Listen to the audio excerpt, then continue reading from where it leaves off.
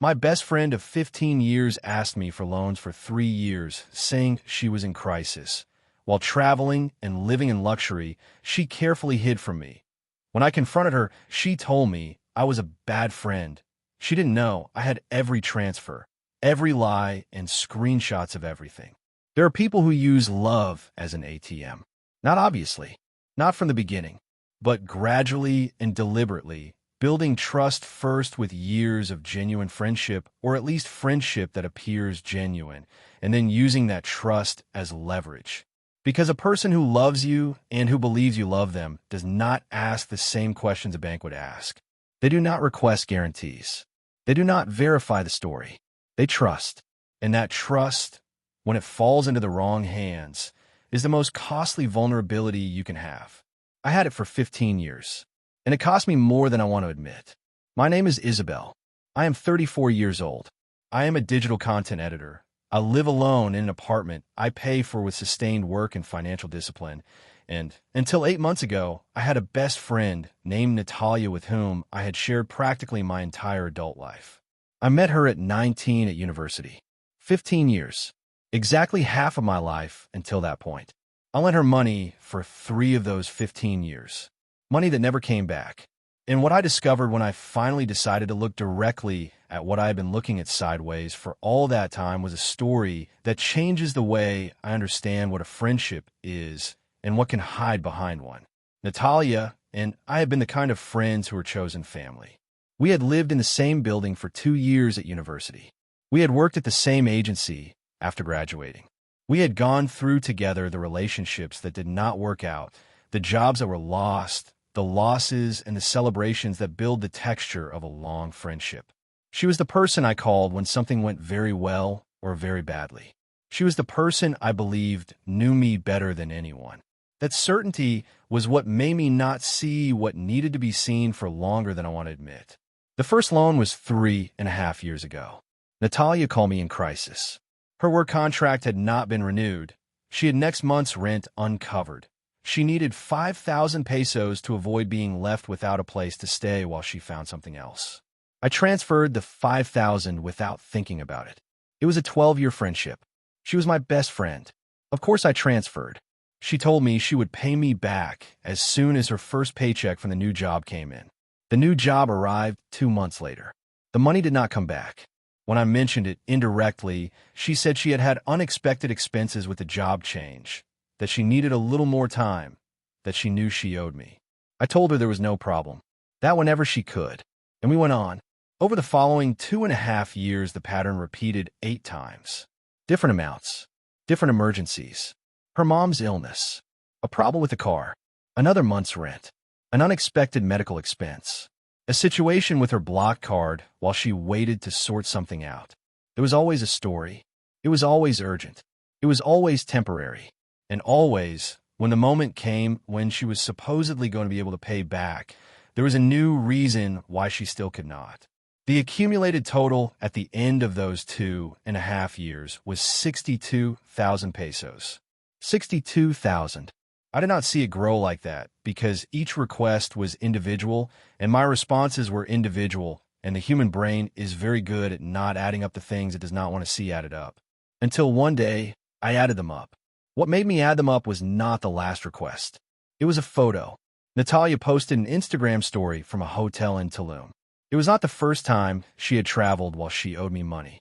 There had been other photos, other trips I had seen and rationalized in different ways, that someone had invited her, that it was a work trip, that she had found a very cheap deal.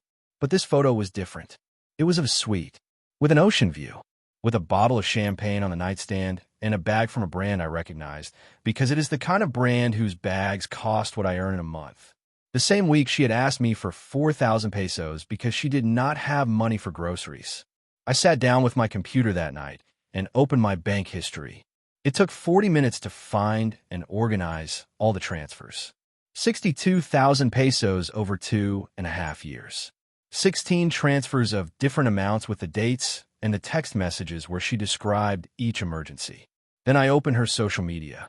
Natalia was careful with Instagram. Her profile was private and I followed her. But there were things that filtered through. Stories that lasted 24 hours, photos that other people tagged her in, comments on public profiles. I spent 2 hours tracking what I could see. What I found when I organized it chronologically was a very different story from that of the person who did not have money for groceries. 3 trips in the last year. 2 of them to destinations that are not cheap. Clothing from brands that appeared in photos other people tagged her in. A dinner at a restaurant I know because I went once for a special birthday, and that is not the kind of place someone goes when they cannot afford rent. And something else. A comment on a mutual acquaintance's profile where Natalia talked about a freelance project she had been developing for the past few months that, as she described it, was going very well. A project she had never mentioned to me in any of our conversations where she described her financial situation as critical. I saved everything. Screenshots of the photos. Screenshots of the comment. The transfer history organized by date. The text messages where she described each emergency with the specific details she had used to justify each request. I did not do it in a fury. I did it with the cold calm of someone who has been ignoring something for a long time and who finally decided to look at it directly and who now needs to understand the complete extent of what she is looking at before doing anything with that information. When I finished organizing everything I had, I sat looking at the screen for a while, and I asked myself the only question that mattered. When had she stopped being a friend in crisis and become someone who was systematically lying to me?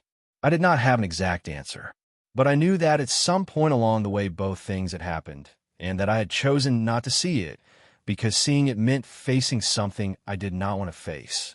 I called her on a Saturday morning and asked her to meet.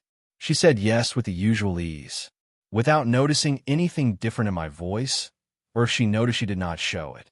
We met at the cafe where we had spent hundreds of hours over 15 years. We ordered the usual, and I told her I needed to talk about something. I showed her the transfer history first. 62,000 pesos. 16 transactions. The dates. The amounts. The messages from each request printed on a sheet I had prepared the night before. I watched her look at the sheet. I saw the exact moment she understood what was happening. Her expression changed with a speed that in itself told me something I had not seen before, that this was not new to her.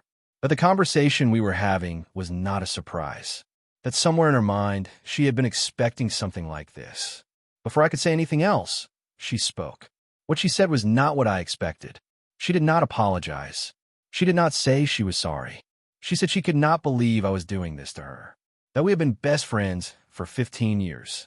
That if I had been in trouble, she would have helped me without keeping score. That money should not be more important than our friendship. That she had been through a very difficult period and she had expected more understanding from me. That I was her best friend and I was acting like a bank. I listened to her until she finished. And then I placed the screenshots on the table. The photo of the hotel in Tulum. The week of the 4,000 peso grocery request. The photo of the bag. The month after the car emergency. The comment about the freelance project that was going very well. The dates of 3 of the most recent requests. She looked at them. The silence that followed was different from the previous one. The previous one was the silence of someone who was calculating what to say. This one was the silence of someone who understood that what she had calculated was not enough. There was no great dramatic confession. There was no crying or complete explanation or moment of absolute honesty where everything became clear. What there was something smaller and more revealing.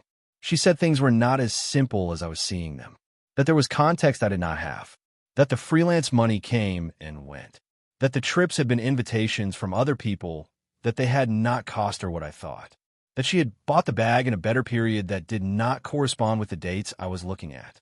Explanation after explanation, none of them verifiable, all designed to create just enough doubt for me to lower my guard. She had used the same strategy for 3 years. And for the first time in 3 years, it did not work on me. I said 3 things to her. I told her I did not need her to explain anything, that there was no explanation that changed the numbers or the dates or what the screenshots showed. I told her I was not going to start any legal process to recover the money because 62,000 pesos was not enough to spend the time and energy that would require, but that I was also not going to pretend it had not happened. And I told her that what hurt me most was not the money, It was that for 15 years I had believed she was my friend, and what I had discovered was that at some point I did not know exactly when I had stopped being her friend and had become a resource. That was not something I could recover from. That I wished her well, and that our conversation ended there. She left without saying much more. She sent me a message that night telling me she hoped that with time I could understand that things were more complicated than they appeared and that she had always truly cared about me.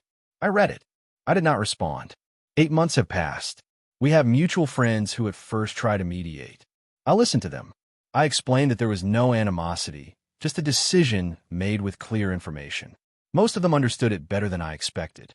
Some, when they learned the details, told me they had also lent money to Natalia at different times and that it had not come back either. That hurt in a different way, not because of the additional money, but because it confirmed that what I had lived through was not a unique situation, but a pattern that repeated with different people, and that I was not the only one who had chosen not to see what needed to be seen.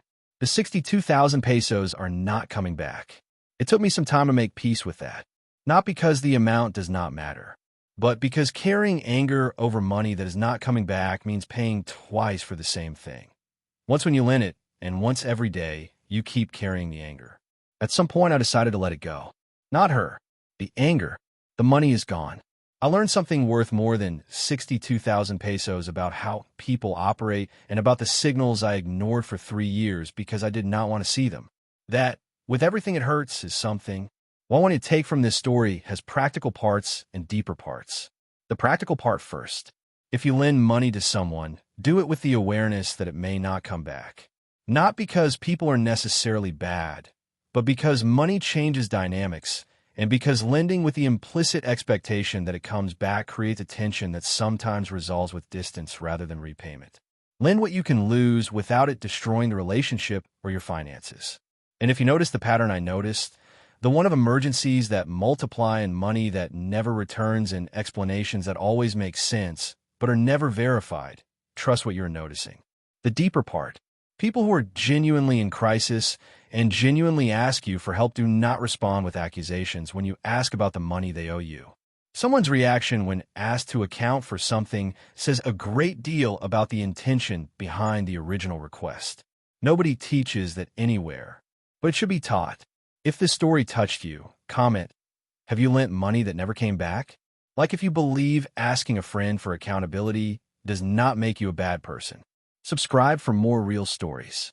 Share with someone who needs to hear that protecting their money does not mean they do not love their friends.